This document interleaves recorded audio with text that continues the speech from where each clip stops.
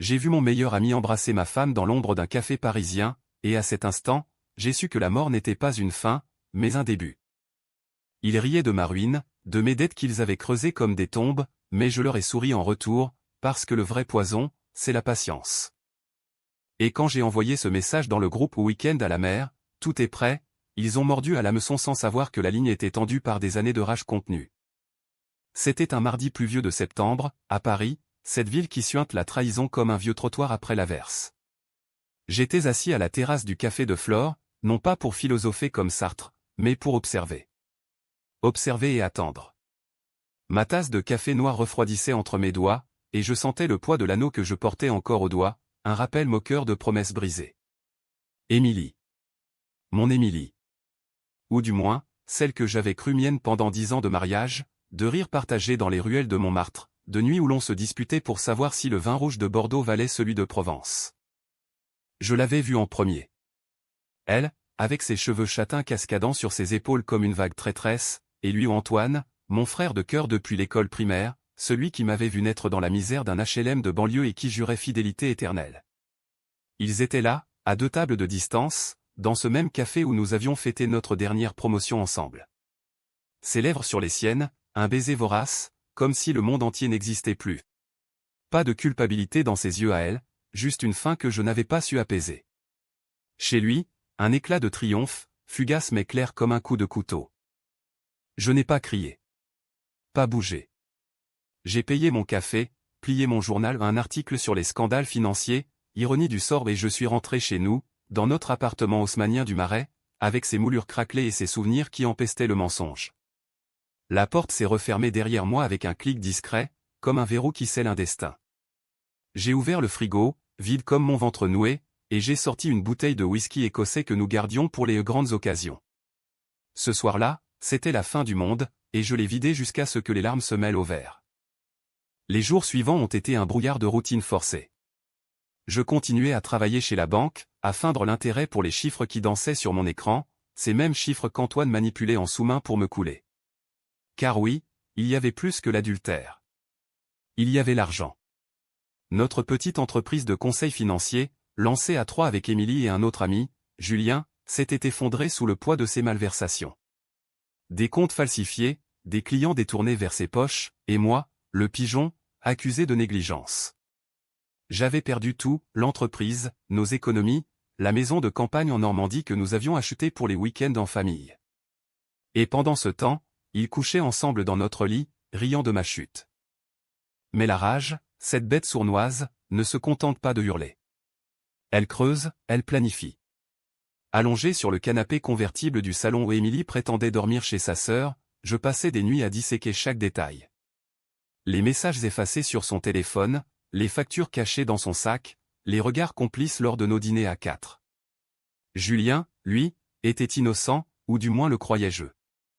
Un type banal, marié à une prof de yoga, père de 2 gosses, toujours à proposer des barbecues pour resserrer les liens. Il serait mon alibi, mon levier. L'idée m'est venue un matin, alors que je fixais la carte postale jaunie d'une plage de la Côte d'Azur, punaisée au mur de mon bureau. Nice. Antibes. Ces lieux où l'on va pour oublier, pour bronzer sous un soleil impitoyable qui révèle toutes les cicatrices. J'ai réservé la maison sans hésiter, une villa isolée sur une colline dominant la mer, avec piscine à débordement et vue sur la Méditerranée. 3 chambres, un grand salon ouvert sur la terrasse, un frigo que je remplirai de vin rosé local, de fromage frais et de fruits de mer. Le genre d'endroit où l'on scelle des amitiés, ou où l'on les enterre. J'ai envoyé le message dans le groupe WhatsApp que nous avions créé il y a des années, les gars, besoin de décompresser après tout ce bordel.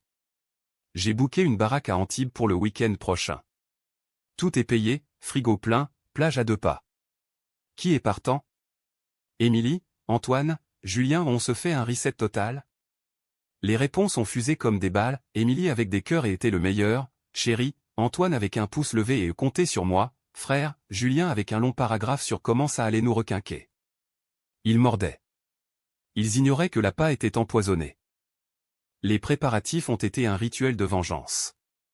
J'ai loué une voiture, une berline noire anonyme, comme un corbillard roulant vers le sud. J'ai rempli des sacs, des bouteilles de champagne millésimées, leurs préférées, des huîtres de chez un poissonnier de Cannes, des playlists de jazz manouche pour masquer le silence pesant. Mais dans le coffre, caché sous une couverture de plage, un dossier, copie de mes incriminants, relevés bancaires photocopiés, photos floues de leurs étreintes volées par un détective privé que j'avais engagé en secret. Et un couteau de cuisine aiguisé, pas pour le sang, mais pour trancher les liens une bonne fois pour toutes. Le voyage vers Antibes a été un monologue intérieur. La autoroute A8 défile, avec ses panneaux indiquant des villes fantômes, Aix, Marseille, ces ports où l'on noie les secrets. Émilie chantonnait à côté de moi, sa main sur ma cuisse comme si de rien n'était, parlant de décoration pour la villa, de dîner au coucher du soleil. Antoine et Julien suivaient dans la voiture derrière, klaxonnant pour des blagues idiotes. Je souriais dans le rétroviseur, mais à l'intérieur, une tempête se levait. Chaque kilomètre me rapprochait du point de non-retour. Que allais-je faire? Les confronter? Les briser avec des mots, ou pire, avec des actes que je regretterais?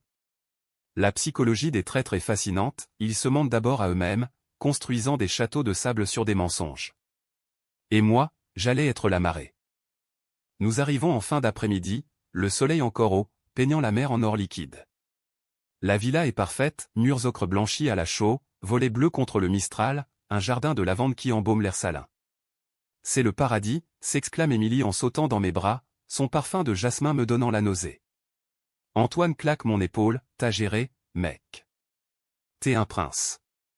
Julien, déjà en short de bain, propose un apéro.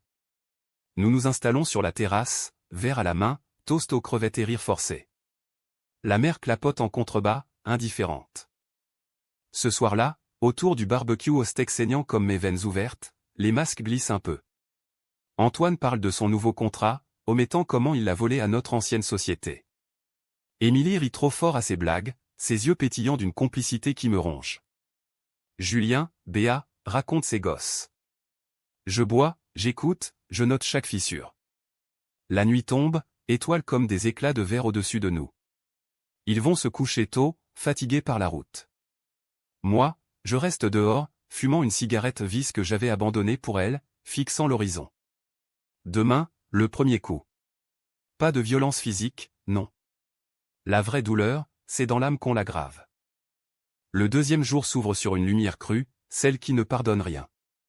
Je me lève avant l'aube, le corps lourd de whisky et de veille, et je prépare le petit déjeuner comme un bourreau prépare son échafaud. Croissant frais de la boulangerie du village, confiture d'oranges amères symboliques, n'est-ce pas? Café filtre qui coule noir comme la bile. Émilie émerge la première, en nuisette de soie, ses courbes familières me rappelant des nuits d'amour que je maudis maintenant. Tu es matinale, mon amour, murmure-t-elle en m'embrassant la nuque.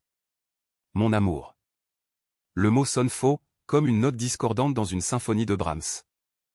Les autres suivent, Antoine, torse nu et tatoué un aigle sur l'épaule, symbole de liberté qu'il a piétiné, Julien avec ses lunettes de soleil déjà perchées sur le nez. Nous mangeons en silence relatif, bercés par le chant des cigales et le ressac distant. Puis, la proposition, une balade sur la plage. Allons fouler le sable, comme au bon vieux temps dis-je, et ils acquiescent, ces moutons se dirigeant vers l'abattoir. La plage d'Antibes est un tableau vivant, sable fin doré, pain parasol tordu par le vent, la mer turquoise qui lèche les galets avec une langue paresseuse. Nous marchons en file indienne, Émilie à mon bras, Antoine un pas devant, Julien traînant avec des histoires de surf. Je sens le sel sur ma peau, ce sel qui préserve les corps mais ronge l'acier. C'est là, au milieu d'une crique isolée, que je lâche la première bombe. Pas un cri, non. Une question, anodine en surface, Antoine, tu te souviens de ce client, les Duval? Celui qu'on a perdu juste avant la faillite? Il s'arrête net, le dos raide. Ouais, et alors? C'était la crise, mec. Sa voix est tendue, comme une corde de violon prête à rompre. Émilie toussote, détourne le regard vers une voile au loin. Julien fronce les sourcils, pourquoi remues-tu ça maintenant? Je souris, ce sourire que j'ai perfectionné dans les miroirs des salles de bain d'hôtel après des nuits solitaires. Juste pour rire. Mais imagine si on découvrait que quelqu'un avait trafiqué les comptes pour le détourner. Ce serait tragique, non? Le silence s'abat comme un filet. Antoine rit jaune, t'es parano, vieux. Trop de stress à la banque. Mais ces yeux que je connais depuis l'enfance, trahissent la peur. Une peur animale, primitive. Nous reprenons la marche, mais l'air est chargé maintenant, électrique. Émilie serre mon bras plus fort, un geste possessif ou suppliant? Je ne sais pas encore. Julien tente de détendre l'atmosphère avec une blague sur les requins, mais personne ne rit. De retour à la villa, l'après-midi s'étire en léthargie. Piscine, bière fraîche, un jeu de cartes où les enjeux sont invisibles. Je les observe, ces traîtres en herbe. Antoine, avec son charisme de faux jeton, dominant la conversation pour masquer son malaise. Émilie, évitant mon regard, se réfugiant dans des selfies pour Instagram au week-end idyllique avec les potes. Amitié éternelle. Julien, le neutre, le témoin inconscient. À un moment, alors qu'il sirote des spritz sur la terrasse, je m'éclipse dans la cuisine. Le dossier est là, dans le tiroir sous l'évier, emballé comme un cadeau empoisonné. Le dîner est le clou du spectacle. J'ai cuisiné, magret de canard rosé, sauce au poivre et figues noires, un vin de bandole corsé qui monte à la tête. La table est dressée sous les guirlandes lumineuses, la mer en fond sonore. Nous parlons de tout et de rien, politique, foot, les JO de Paris qui approchent, mais la tension palpite sous la surface, comme une veine gonflée. Puis, au dessert, une tarte aux amandes que j'ai faite moi-même, les mains tremblantes, je pose le dossier au centre de la table. Pas de tambour, pas d'annonce. Juste, lisez ça. C'est pour nous rafraîchir la mémoire. Émilie pâlit, sa fourchette cliquetant contre l'assiette. Antoine se fige, le verre à mi-chemin des lèvres. Julien, curieux, l'ouvre le premier. Les pages se tournent dans un froissement accusateur, mais où Antoine propose à Émilie de sauver ce qui reste en me sacrifiant, relevé montrant des virements occultes, photos granuleuses de leur rendez-vous à l'hôtel Lutetia. C'est quoi ce délire, balbutie Julien, son visage passant du rose au blanc crayeux. Antoine explose le premier, t'as fouillé dans ma vie? Espèce de salaud. C'est du chantage. Il se lève, renversant sa chaise, les veines du cou saillantes. Émilie pleure déjà, des larmes de crocodile, chérie, ce n'est pas ce que tu crois. C'était une erreur, une faiblesse. Une erreur. Comme si 10 ans de mensonges se résumaient à un verre de trop. Je reste assis, calme, la voix basse et tranchante, une erreur? Tu as couché avec mon meilleur ami, ruiné notre vie pour ses caprices. Et toi, Antoine, tu m'as volé ce qui restait de dignité. Julien, toi au moins, tu vas comprendre pourquoi je t'ai invité. La dispute éclate comme une tempête méditerranéenne, cris, accusations, verres qui volent. Antoine me traite de paranoïaque, Émilie de tyran jaloux, Julien tente de jouer les médiateurs, les mains levées comme un arbitre. Mais au fond de moi, une satisfaction froide, les masques tombent, révélant les plaies purulentes. Ils ne partent pas, où iraient-ils, en pleine nuit, au milieu de nulle part? Ils s'enferment dans leur chambre, claquant les portes. Moi, je sors sur la terrasse, allume une autre cigarette, et écoute le vent porter leurs murmures étouffés. La vengeance n'est pas un sprint, c'est un marathon de l'âme. Et j'en suis à peine au 5e kilomètre. Cette nuit-là, je ne dors pas allongé dans le lit conjugal, Émilie recroquevillée à l'autre bout comme un animal blessé, je repasse les scènes en boucle. Son premier mensonge, lors d'un dîner d'anniversaire où elle avait oublié son téléphone. Les nuits où Antoine m'appelait pour discuter affaires pendant qu'ils se rencontraient en secret. La façon dont Julien, innocemment, avait validé des rapports falsifiés sans vérifier. La psychologie humaine est un labyrinthe, on se justifie, on rationalise, on blâme la victime. Mais moi, j'ai décidé de cartographier le mien, de le transformer en arme. Au petit matin, un armistice fragile. Café partagé en silence, regard fuyant. On en parle calmement, propose Julien, et ils acquiescent, épuisés. Mais je sais que la graine est plantée. La peur ronge, plus sûrement que n'importe quel poison. Et alors que nous descendons à la plage pour se changer les idées, je sens le sel sur mes lèvres, acre et purificateur. Le sable est chaud sous mes pieds nus, la mer appelle. Bientôt, ils paieront. Pas avec de l'argent trop facile, mais avec leur essence même, la confiance en soi, l'illusion d'impunité. Le 3e jour, la chaleur devient oppressante, un manteau de plomb qui étouffe les secrets autant qu'il les fait suer. Nous descendons à la plage en convoi silencieux, la voiture d'Antoine en tête, comme s'il menait encore la danse. Julien conduit avec moi et Émilie, un trio bancal où les mots pèsent des tonnes. Elle fixe la fenêtre, ses ongles rongés trahissant l'anxiété qu'elle ne peut plus masquer. Tu vas me quitter, murmure-t-elle enfin, la voix brisée. Je garde les yeux sur la route sinueuse, quitter? Non. Je vais te libérer. Toi et tes chaînes. La plage est bondée ce midi-là, famille en maillot criard, couples enlacés, vendeurs de glace criant leurs offres.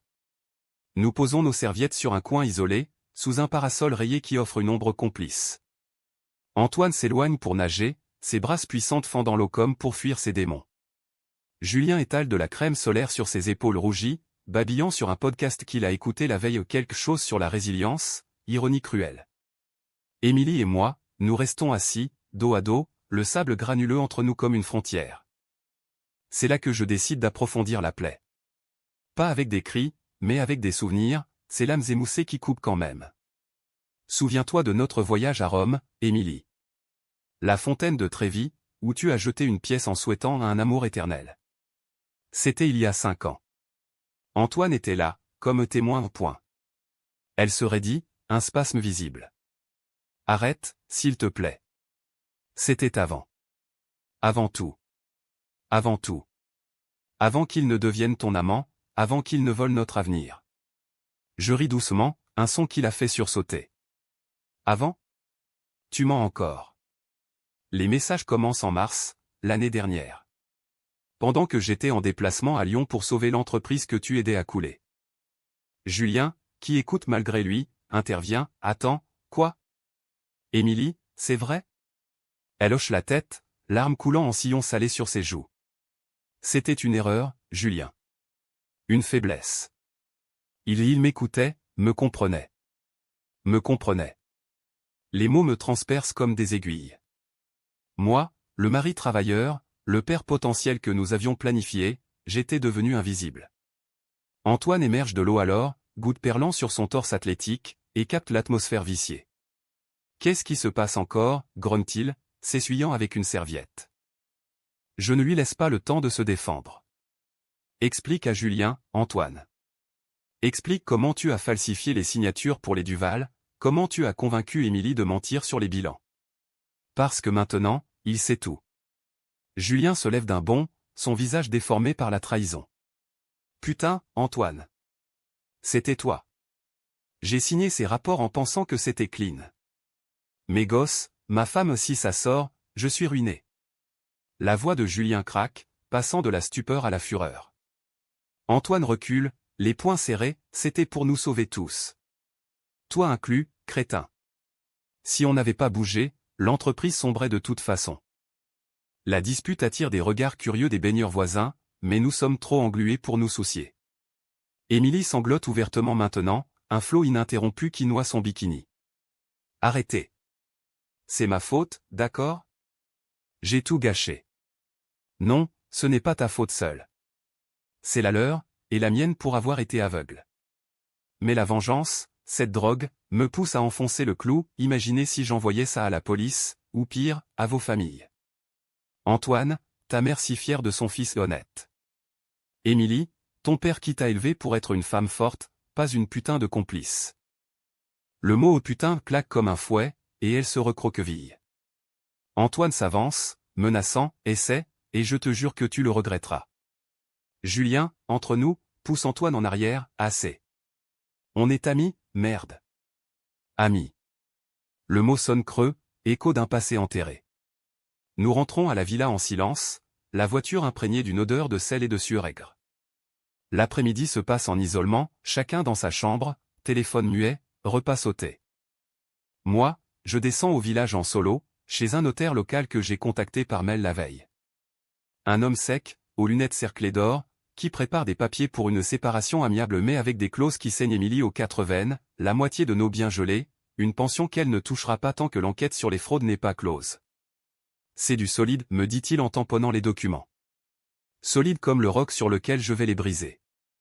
De retour, je trouve la villa tendue comme un arc. Julien m'attend dans le salon, un verre de whisky à la main, ma bouteille, celle du premier soir. Pourquoi tu fais ça, maintenant? Pourquoi ici, demande-t-il, les yeux rougis. Je m'assois en face, versant pour moi, parce que l'enfer, ce n'est pas les flammes. C'est la révélation. Tu n'as rien fait de mal, Julien. Mais tu vas voir ce que c'est, d'être trahi par ceux qu'on aime. Il hoche la tête, abattu, ma femme. Si elle apprend que j'ai signé sans vérifier. Je pose une main sur son épaule, un geste presque fraternel, elle n'apprendra rien. Si tu restes neutre. Observe, et apprends. Il est mon pion maintenant, inconscient de sa valeur. Le soir tombe, et avec lui, une trêve forcée. Dîner froid, salade niçoise et pain rassis. Antoine et Émilie évitent de se regarder, une fracture nouvelle entre eux. La jalousie, cette vipère, les ronge à leur tour. Tandis qu'ils picorent, je parle calmement de l'avenir, demain, on rentre.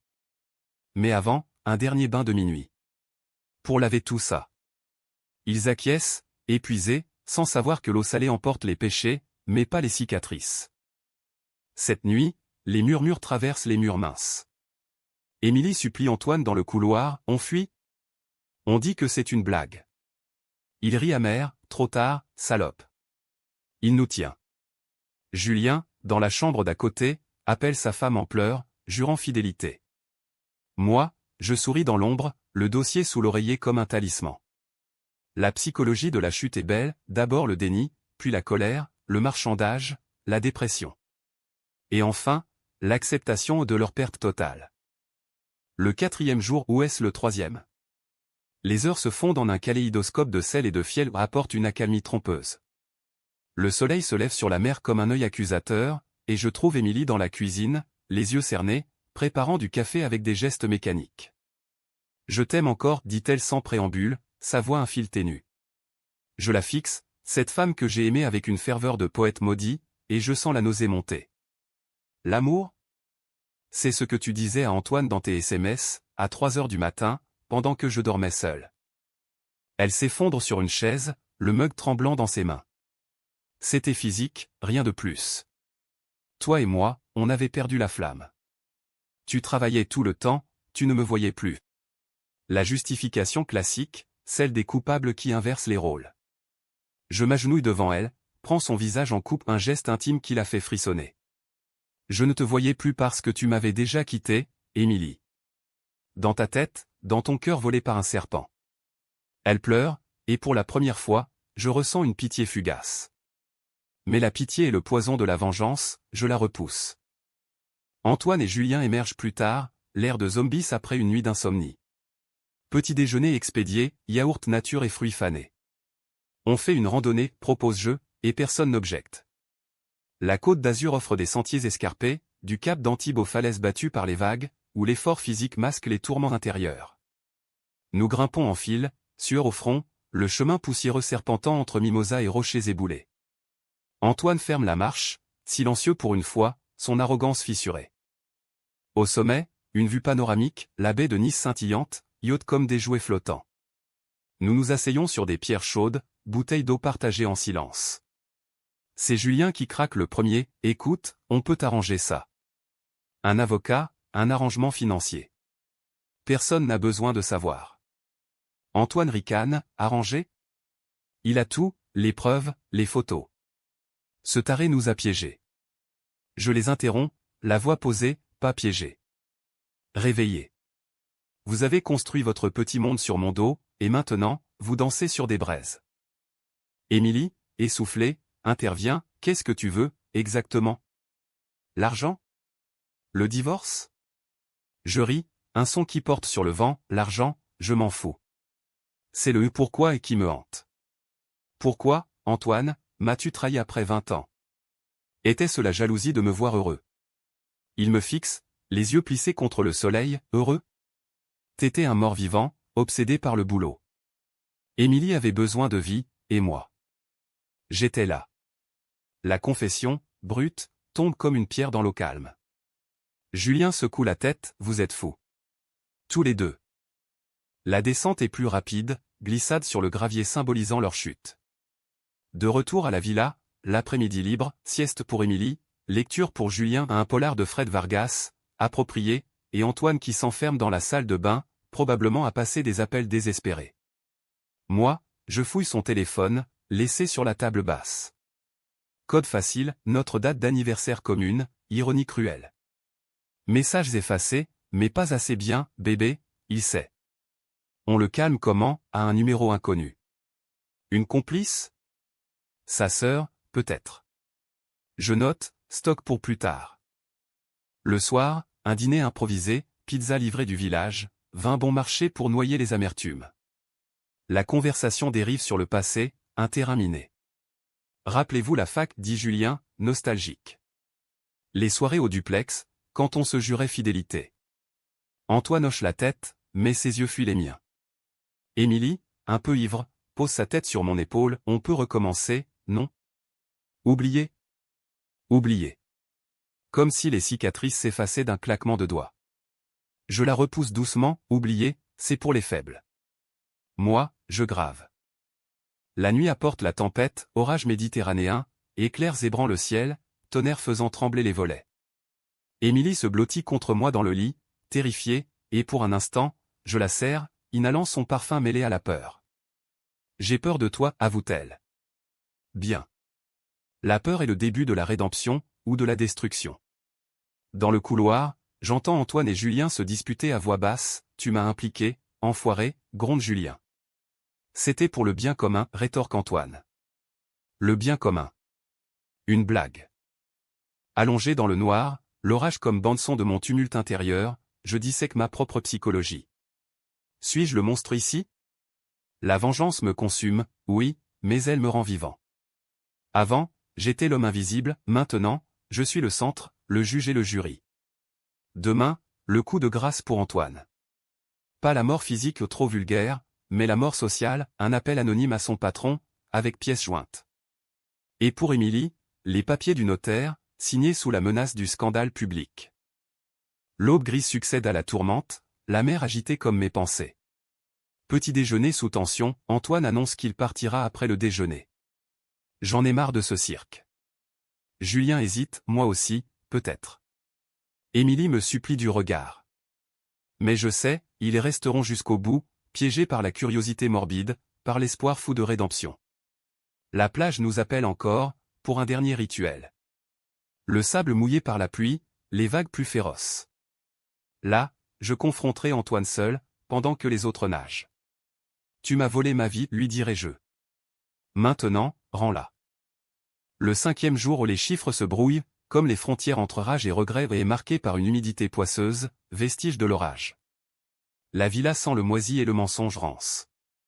Je prépare un brunch tardif, œufs brouillés, bacon croustillant, un effort pour maintenir l'illusion de normalité. Émilie est dans silence, ses mouvements précis mais vides, comme une marionnette dont on a coupé les fils. Signeras-tu, lui dis-je en posant les papiers du notaire sur le comptoir. Elle les parcourt, lèvres pincées, tout. La maison, les comptes. Tu me laisses nu. Nu. Ironie, c'est ainsi que je l'ai trouvé, nu dans les bras d'un autre. Pas nu, corrige-je. Libre. Libre de tes choix, de tes erreurs. Elle signe d'une main tremblante, l'encre noircissant le papier comme du sang. Antoine entre à ce moment, torse nu et hirsute, et s'arrête net en voyant le dossier. Qu'est-ce que c'est? Émilie baisse les yeux, je réponds, ton arrêt de mort professionnel. Un mail parti cette nuit à ton boss chez BNP. Avec tout, les fraudes, les preuves.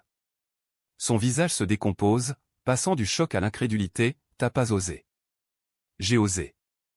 L'email anonyme, envoyé via un VPN, atterrira lundi matin. Licenciement, enquête, peut-être prison. La vengeance logicielle, propre et irréfutable. Julien, témoin muet, pose son jus d'orange, c'est trop loin, mec. Tu vas les détruire. Détruire. Le mot résonne, écho de ma propre destruction. Ils m'ont détruit en premier. Regarde autour, cette villa, c'est le dernier sursaut de nos économies volées.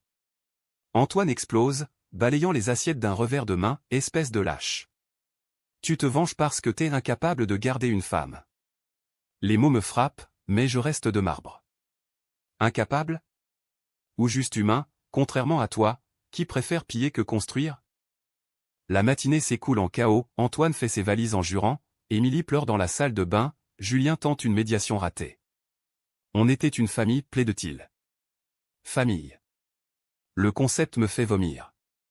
Ma vraie famille gisait en ruine, évaporée dans leurs étreintes coupables.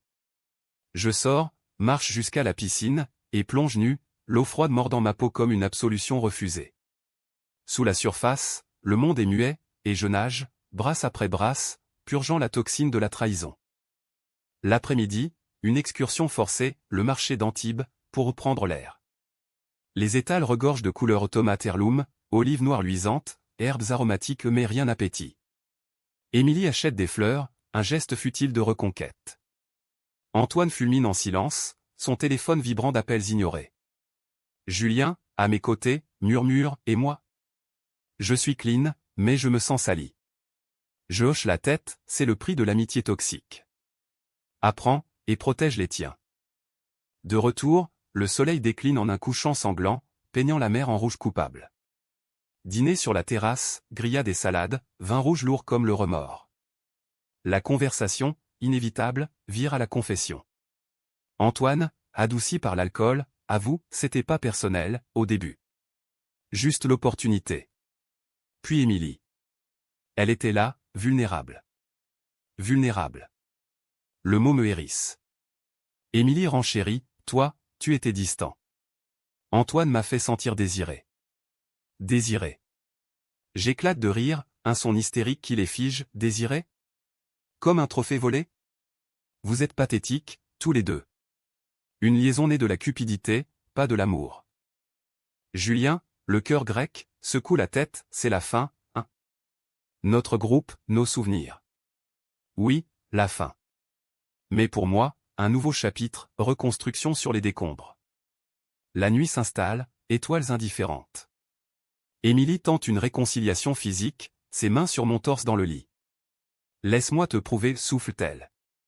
Je la repousse, non par dégoût, mais par clarté, prouver quoi? Que tu peux simuler? Non. Va voir Antoine, si ça te chante. Mais demain, tu pars. Les murmures nocturnes sont plus intenses, Antoine rage dans sa chambre, Émilie sanglote, Julien ronfle d'épuisement. Moi, je veille, rédigeant un mail à mon avocat parisien, divorce accéléré, plainte pour fraude. La psychologie de la victime devenue bourreau est un vertige, on se sent puissant, puis vide. Mais le vide, c'est la liberté. À l'aube, un calme précaire. Antoine annonce son départ immédiat, je me casse. Et toi, pourri, tu paieras. Il claque la porte, sa voiture rugissant dans l'allée. Émilie et Julien restent, liés par une culpabilité partagée. Et maintenant, demande-t-elle, brisée. Maintenant, la vérité. Julien, appelle ta femme. Dis-lui tout, avant que ça n'explose. Il obéit, voix chevrotante au téléphone. Émilie écoute, pâle. Le bain de minuit approche, ce rituel final. La mer noire, phosphorescente, nous accueille nus et vulnérables. Là, sous la lune, je libère le dernier poison, je vous pardonne. Mais l'univers, non. Les vagues emportent nos cris, nos larmes. La vengeance achevée, reste le sel sur la peau, éternel. Le 6e et dernier jour d'aune claire et impitoyable, le soleil un projecteur sur les ruines. La villa, autrefois havre, n'est plus qu'un théâtre de désillusions, meubles sens dessus-dessous, air chargé de regrets non dits. Émilie est la première levée, sac fait, yeux gonflés comme des fruits trop mûrs. Je rentre à Paris, annonce-t-elle d'une voix plate. Julien, assis à la table, hoche la tête, moi aussi. Ma femme. Elle veut qu'on en parle avec un thérapeute. Thérapeute. Le mot sonne comme une moquerie dans ce chaos. Je prépare un café final, fort et amer, distribuant les tasses comme des sentences. Antoine est parti en furie hier soir. Vous l'avez entendu? Ils acquiescent, mal à l'aise. Il appellera la police, ou pire, murmure Émilie. Pire. Qu'y a-t-il de pire que la vérité nue?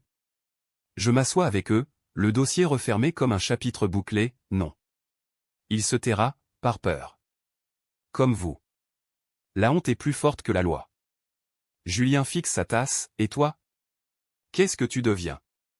Une question profonde, creusant ma propre âme écorchée. Moi? Je vis. S'enchaîne.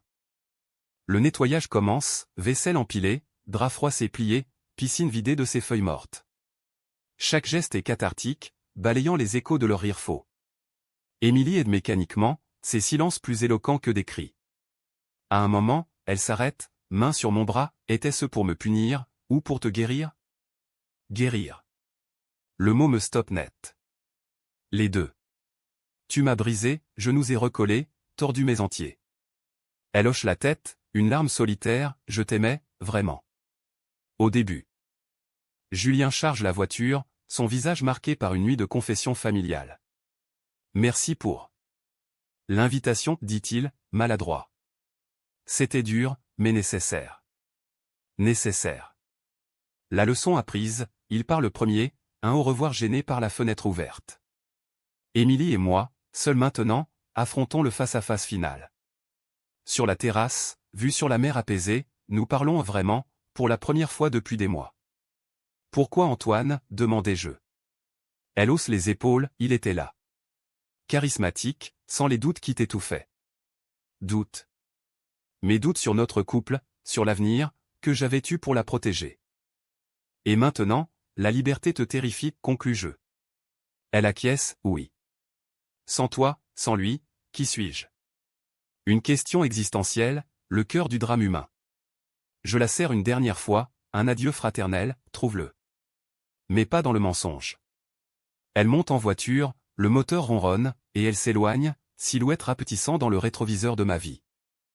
Seul, je ferme la villa, volet clos, frigo vidé, clé rendue au proprio par courrier. La route du retour est un pèlerinage inverse, l'autoroute A8 défilant comme un ruban dévidé. Paris m'attend, avec ses pluies grises et ses opportunités neuves. À la banque, une promotion en vue, ironie, après le chaos.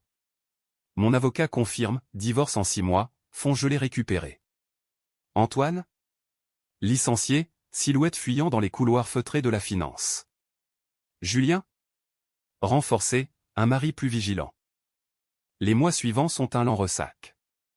Je déménage dans un loft du Bastille, mur nu attendant d'être repeint. Des dîners solitaires deviennent des rencontres, une galeriste aux yeux verts, un collègue philosophe. La rage s'estompe, laissant place à une clarté tranchante. Émilie m'appelle parfois, voix hésitante, ça va? Mieux, réponds-je. Antoine, silence radio aux rumeurs de dépression, de job précaire. Julien envoie des cartes postales, avec les gosses, on guérit. Un soir d'hiver, sous la tour Eiffel illuminée, je marche seul, le froid piquant comme un rappel. La vengeance m'a libéré, mais à quel prix? L'âme scarifiée, des amitiés perdues, un cœur prudent. Pourtant, je ne regrette pas. Car dans les abysses de la trahison, j'ai trouvé ma force, celle de l'homme qui, d'un regard, tue les illusions et renaît des cendres. La mer d'Antibes hante encore mes rêves, celle et sans mêler. Mais au réveil, Paris pulse, vivante. Et moi avec elle.